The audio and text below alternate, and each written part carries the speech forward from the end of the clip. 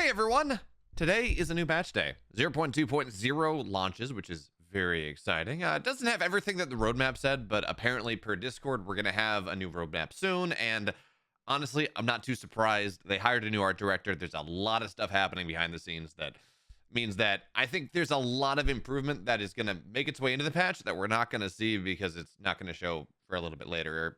Effectively, they're working on a lot of stuff, and I think maybe 0.3 is going to be a lot bigger. That being said, 0.2 is out by the time this video is out, or it's deploying by the time this video is out. So let's go and let's take a look at what 0.2.0 has in store.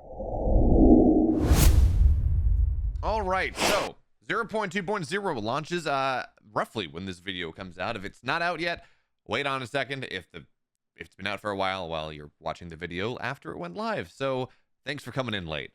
But outside of talking about, okay, here's how to download whatever, the big focus of 0.2.0, unlike 0.1, is specifically, at least appears to be, on co-op. Sure, that's great. And then 3v3 alpha testing. I think we're going to see, I imagine a lot of the effort that goes into 0.2.0 is not necessarily showing because it's hidden behind an alpha test. So that'll be as it is, right? But for what is public, we got a lot of new co-op stuff, including a new hero who is dog focused, which is, rather controversial. Let's be honest for a second. Some people there's been a lot of feedback from some sections of people saying, hey, I don't like that the Vanguard army units are dogs. Like, I don't like dogs dying does not make me super happy. So it is a very interesting decision to see that while Ryker has his mecha scouts, right? He replaced scouts with mecha scouts. They're even more robotic scouts. He has two dogs that he sticks on his foe. In fact, his top bar abilities, we'll talk about that, are controlling his dogs. And these are, as far as I can tell, like actual dogs that he has as part of this pack. So, interesting design decisions. Certainly they do have Matt Mercer voicing him, as we can hear. Well, as we can hear right here. Ghost, Shadow, on me. Yeah, so they have Matt Mercer. Yeah, but again, interesting design decisions. I'm not making a judgment one way or the other about it. That'll be feedback from some part of the community, I think. Certainly. I don't have an issue, right? It's a fantasy game, it's a sci-fi game, but some people do have problems with this, and it's kind of worth questioning this decision just a little bit. Of course, also the model that they have right now was their first version campaign model. They will be giving him and like every other hero, sounds like, a significant glow up to match things later on, which again, I think we're going to have, I don't know whether it's 0.3, 0.4. I do have an interview with the new art director coming out tomorrow, so maybe we'll get some more insight there. But I don't know if it's 0.3, 0.4, or whatever. But I think we're going to see some major art improvements coming in the next couple patches. So it's not surprising that they just said, hey, we got the mechanics down. You can try it if you want to. It's not done yet, but hey, let's try. So Ryker has all of his top bar abilities control his two dogs, Scout and Shadow, or Ghost and Shadow. So, and I guess Mecha Scouts too. So you can bring them back to your side to make them heal. You can go and make them invisible and do a ton of damage for 12 seconds. Ooh, that's a long time. Or, do 50 damage per scout and mecha, per dog and mecha scout on top of things. I mean, again, I'm not a big co-op guy, so I can't say, well, this is going to be really good or this is not going to be really good. Unfortunately, I'm not equipped to make those judgments. But those are, it's really nice and thematic, and B, it does seem powerful. So also he has got a couple basic abilities, right? These are the abilities that the hero has access to, so you got your couple top bar abilities, but then you also have the abilities on the hero's command card. In this case, you can summon your scout, your dogs back. You can summon Ghost and Shadow back to your side, and they do move a little faster, or until they start fighting. So that should enable reasonable map rotations if you got to go help a friend. You can go and actually dodge attacks, which is kind of cool. I don't know how relevant that is in co-op, whether it's a bunch of small attacks. I mean, dodging or just joining projectiles is very much I want to dodge something that is impactful. That's going to do a lot of damage to me. So maybe not. But I think the big thing there is you get movement and attack speed afterwards. Also, the ability to go and do 300 bonus damage while in stealth and then also do 1,000 damage on a channel. So I don't know exactly how much HP the big baddies have in co-op, but 1,000 damage over 2 seconds, and then if the target dies, it's on a 10-second cooldown. Seems rather nice. Also, lots of money. The first version of Ryker says, yeah, build scouts. Build a lot of scouts, you'll get your money back, and maybe build a couple more high-powered units. But it really does seem to be like, okay, build a lot of mecha scouts, throw them into the fire, and build some other things. And also, occasionally you might get 1.25x crits. I mean, 1% is rather low. 1 in 100 projectiles does 1.25x damage is not a lot on your ranged infantry. That doesn't seem like it's all that much, but who knows? Again, economies of scale may make this worthwhile. Oh, that's kind of cool though, right? So it's symbiotic. If both of his pets are alive, he gains 25% maximum health and attack speed, and I assume the pets are. I assume they're on separate regen timers compared to Ryker. Maybe it's a cooldown on his Z. I don't know. But yeah, so these are upgrades you can get. Oh yeah, okay. So these are upgrades. You don't get these at the start of the game, but you can upgrade into them.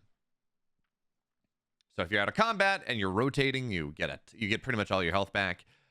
You can go, and if you actually, with how much focus he is on attacking out of stealth, if you get to tier 3, you no longer remove stealth on basic attacks. So basic attacks file from concealment, critical hits, dealing 50% more damage. You get ambush shot, you get camouflaged, you get permanent camouflage. You're doing a lot of damage. That is significant. Also, they've of course gone and replaced a couple units. So you got Ghost and you got Shadow. They do have the same first 2 abilities, which means they can.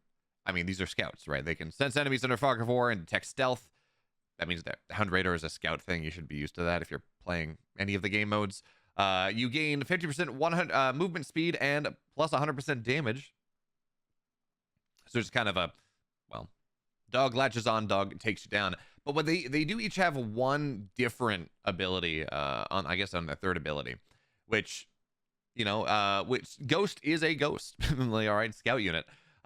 Massively increased vision radius and is invisible. So remember that there are some of his abilities that go, and I believe maybe it's only Ryker.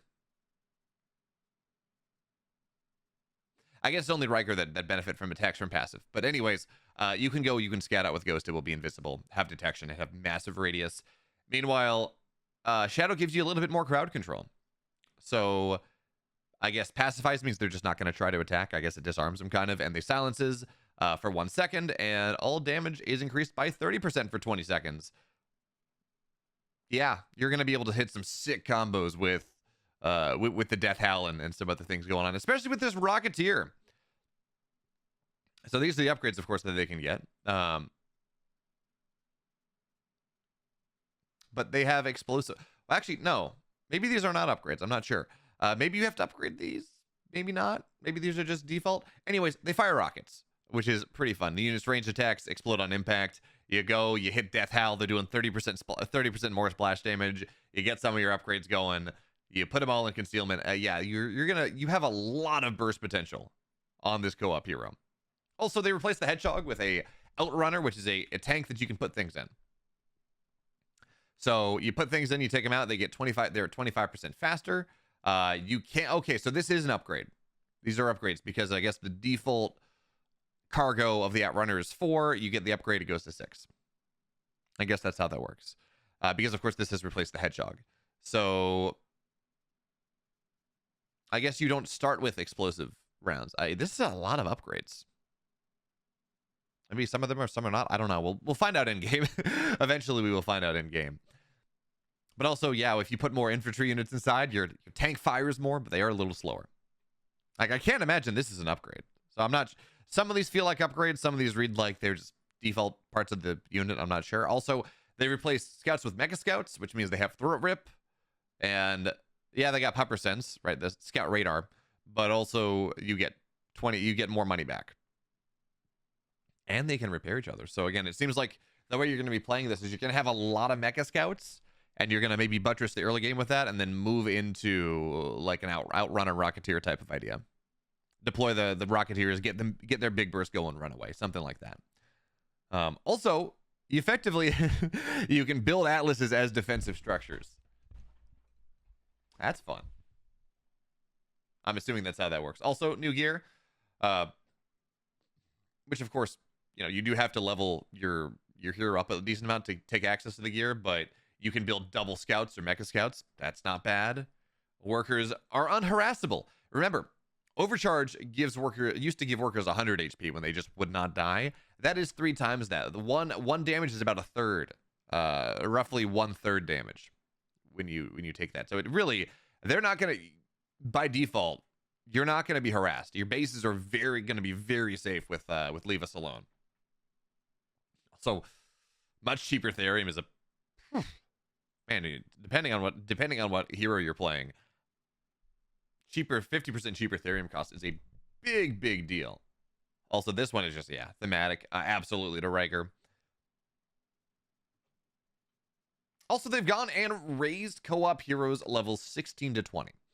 From level 16 to level 20, so you get a 3rd gear slot. Of course, otherwise you would only have 2 of them, and that's only once you get to level, I think it's 15. Not totally sure. So Ryker unlocks this gear. All right, small friends, light health deals 20% more basic damage and gain 20% max health, cheap housing, double time, whatever. You also have new gear that is just non-hero specific. So structures do 75% bonus damage, top bar cooldowns generate 50% faster, energy bars regenerate 50% faster and start with the top. Effectively gives things white health. Except not really, it's just real health. 5% bonus health, movement speed, attack speed. Ranged units deal 10% bonus damage. Melee attacks deal 30% attack damage. So these are just default. It looks like they're not part of any specific hero, but you just kind of get them. And once you start to get yourself high enough level, your co-op heroes high enough level, you can go and put them in.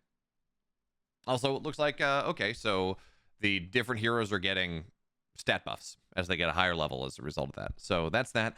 That's kind of the majority of the co-op stuff. It's a new hero. They've raised levels from 16 to 20. They've added a little additional scaling, some new gear, a Matthew Mercer versed hero for those of you that are really interested in co-op to really start to grind.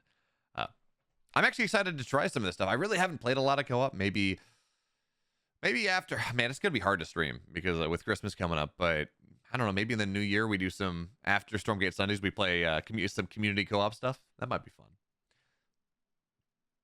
But anyway, they have updated the ping system a little bit, so apparently it's going to look a little bit different on the minimap. Again, I don't know what this looks like yet. The patch isn't out. But pings are now player-coded, which is very nice if you're playing co-op or 2v2 or anything that's not 1v1. You can pingable... Okay, so this is actually really nice. I don't know how many people do this, but one of the tricks that you can do in 1v1 and could have done since forever is you can go ping a unit when it's or a structure that's in production when it's in vision to see what it is if you're not sure, and because it would say the name. And now that's pingable through. You don't have to be in vision to be able to do that. You can just do it wherever. Also really useful if you're playing co-op or something or 1v1 and you say, I want to attack this building, and you can actually ping that you want to attack the building even if you don't have direct sight of it. Okay, that's very nice as well. So you can actually ping ability cooldowns, and they'll be able to actually say that they're what the cooldown is. I imagine this is very nice for co-op, but I imagine this is incredibly important for the next version of the 3v3 test. Again, I don't know what's going to happen with that, but I imagine that is rather helpful. Also, they've gone and optimized, done some additional optimizations for low spec GPUs and CPUs. So for high unit counts, hopefully this means that high supply, people get more FPS. I'm at the point where I don't really have too many FPS issues, but I got a 4070 and a 7800 X3D. I have a very powerful RTS specific computer for this. I imagine this is going to be helpful for a lot of people. I'm hoping it gives big numbers. I don't know. If you're watching this video and the patch is live and you notice FPS changes, if you notice changes on high unit counts, you got a low spec CPU, let me know in the comments down below what changes you're seeing, because I'm very curious about this. They've also, they tweeted out that the trees look better. Hey, the trees look better. I think we're gonna, again, I think 0.3, 0.4, something like that, maybe longer. I don't know. we're going to get significant art passes, but for right now, the trees are ready. They put the trees in. There we go.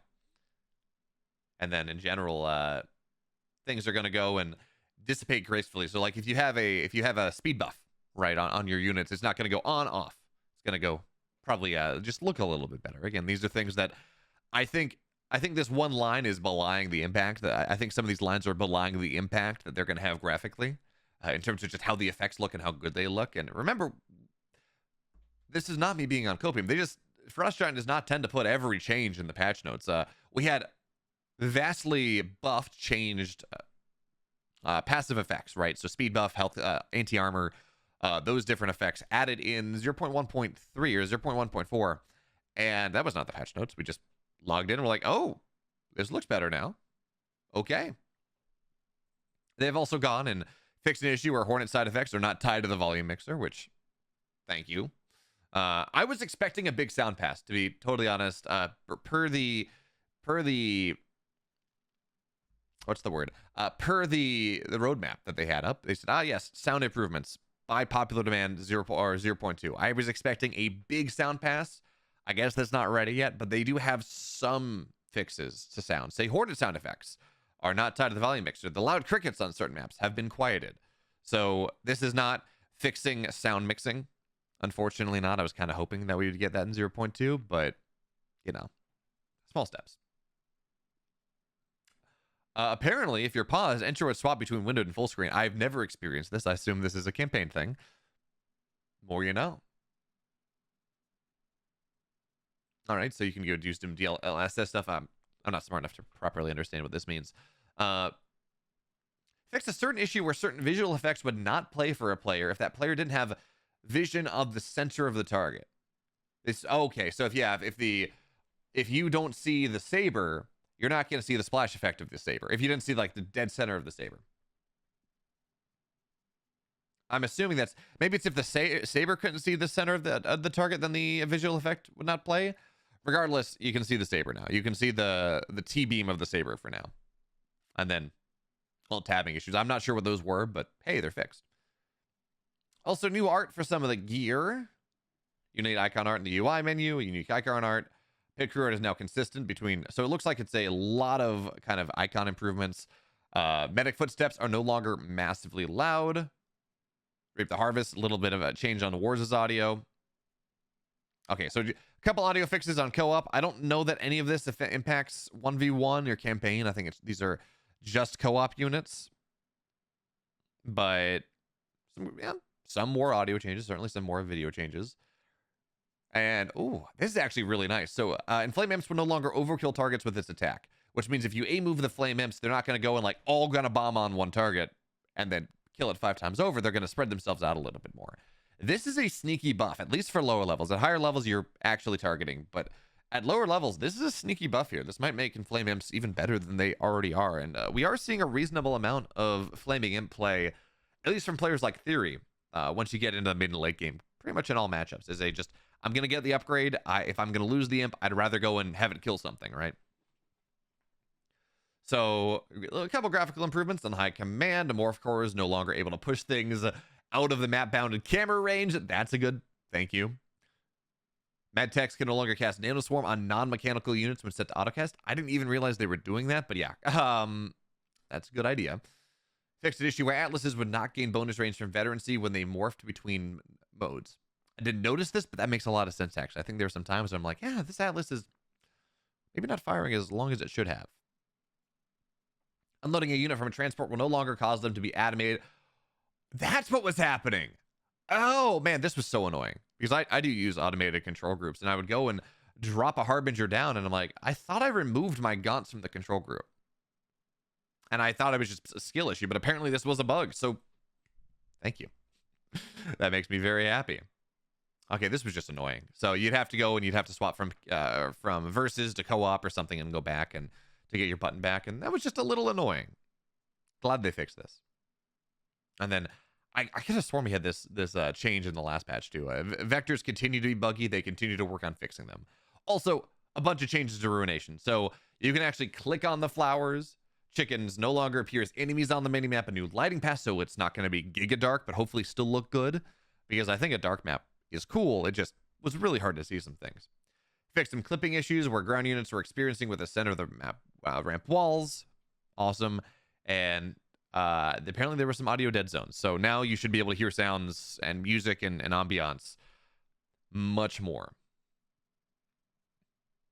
And then some campaign changes. The medical wrap will no longer activate when at full health. So you had a healing item, and that's good. You couldn't like accidentally activate it when you were on full HP. Just waste the item. Skipping past the Ryker event in Mission 1 will no longer prevent Ryker from being recruited to your team.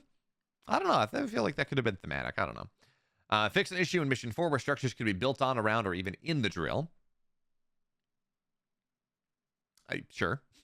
Fix an issue where cutscenes could be missing voiceover audio. Yeah, that's a good, again, anything with immersion. And obviously the cutscenes, we're going to get another pass from them. They've said as much, but and they're not great right now, but cutscenes without audio would be even worse. And then fix an issue where campaign inventory bar remained on screen during in-game cutscenes. Hey, good fixes all around. So when I look at this patch as a whole, I'm whelmed, I think, is the way I look at it. This is a lot of co-op changes. I'm not really a co-op player, so if you are a co-op player, I'm sure you're much more excited about this than I am. I was looking at the roadmap. As we take a look at the roadmap. And there it is. I was looking at the roadmap.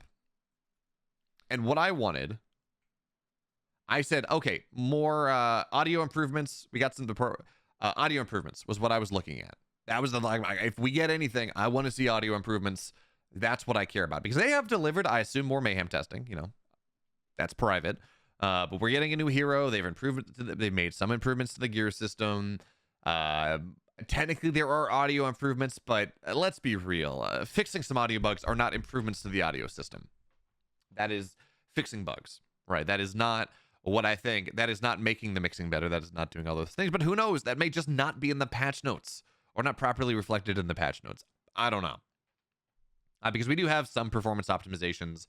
Also, it appears that there are no AI improvements. Again, this may just be undocumented, where they said, you know what? We don't know how to. It's hard to kind of say, hey, the AI is better. I don't know. But I was really looking forward to, hoping for audio improvements, much improved mixing, make things actually sound the way they're supposed to. But I guess it's not ready yet, or it's not in the patch notes. I don't know. But that is kind of my read on the patch. I'm whelmed. It's not nearly as exciting to me as 0.1, but that as a 1v1 player, 0.1 had a lot for me. I didn't have a lot for co-op people.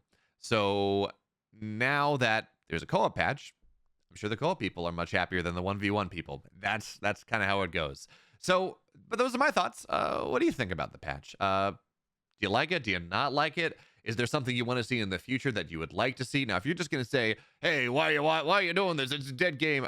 Yeah, I know you're going to be mad regardless, dude. Whatever.